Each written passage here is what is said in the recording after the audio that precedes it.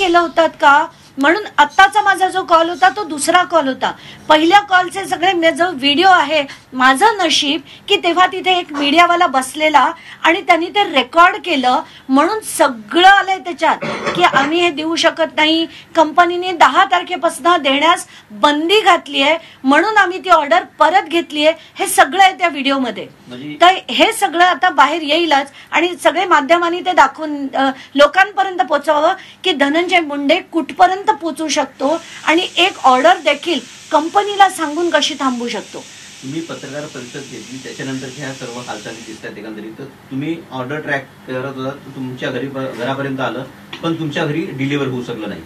एकंदरीतच यामध्ये मोठा रॅकेट दिसतोय तुम्हाला. म्हणजे काल 12:09 दुपारच्या मी ट्रॅक करते ऑर्डर आणि 12:09 मला मेसेज येतो की your order has been returned. तर मला आधी वाटलं की चुकून मी काही फोन उचलला नाही की काय, म्हणून मी परत कॉल बॅक केला की मला ती ऑर्डर हवी आहे. तर मला असं सांगण्यात आलं की आज आमची टीम नाहीये, संडे आहे, उद्या तुम्हाला आम्ही सगळे डिटेल सांगू. म्हणून पुन्हा जेव्हा आज सकाळी मी विचारलं तेव्हा हे सगळं आता बाहेर आलंय. याच्यावरनं सरळ सरळ दिसतंय की दाबण्याचा मोठ्या प्रमाणावर प्रयत्न होत आहे, पण परमेश्वर आहे म्हणूनच हे आता सगळं उघडकीस येताना दिसतंय आपल्याला. ऑर्डर तुम्हाला घरी मिळाले असते तर यांचं पितळ उघडं पडलं असतं असं एकंदरीत दिसतंय. सरळ सरळ यांचं पितळ उघडं पडलं असतं, त्याच्यात काही शंका नाही.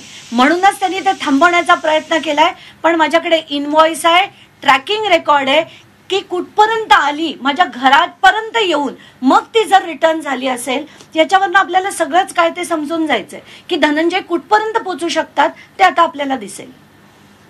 थँक्यू.